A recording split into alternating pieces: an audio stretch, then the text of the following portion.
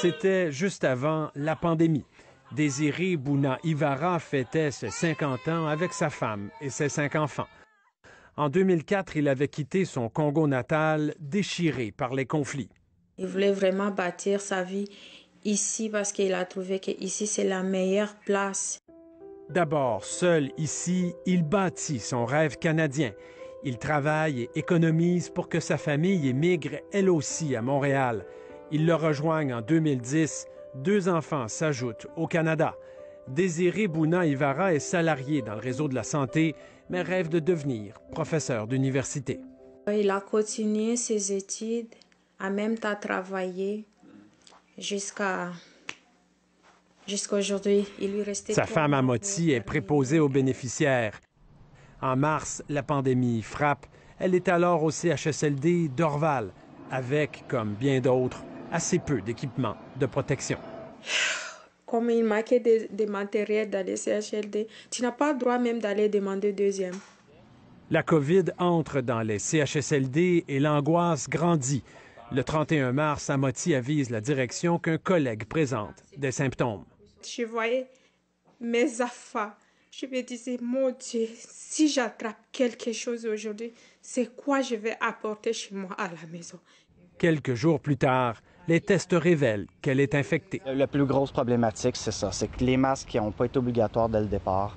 Donc, puis on le sait, hein, avec les cas asymptomatiques, il y a probablement des gens qui ont été infectés à ce moment-là. Maintenant, on le voit, les masques sont obligatoires, les visières sont obligatoires. Trop peu, trop tard pour les enfants d'Amoti, qui sont tous atteints de la COVID, comme son mari, qui est durement touché, tellement qu'il est transporté au CHUM, où on le maintient en vie grâce à un appareil d'oxygénation au dernier cri.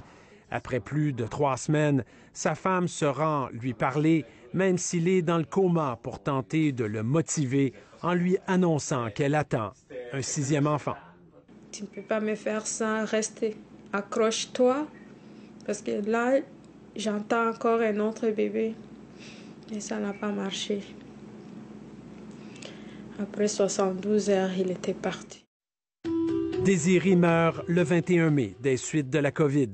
Un deuil terrible pour sa femme, un deuil teinté par la culpabilité d'avoir été le vecteur de l'infection qui a tué son mari. Je me sens vraiment coupable. J'ai une culpabilité qui me ronge le cœur. Je suis tellement brisée.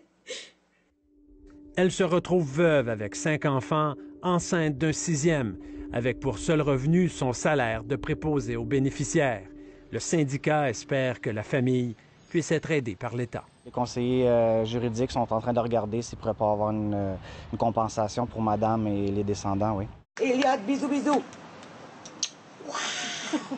Dans la tragédie, quelques rayons de soleil, comme les enseignantes de l'école de quartier qui ont offert des repas à la famille depuis des semaines.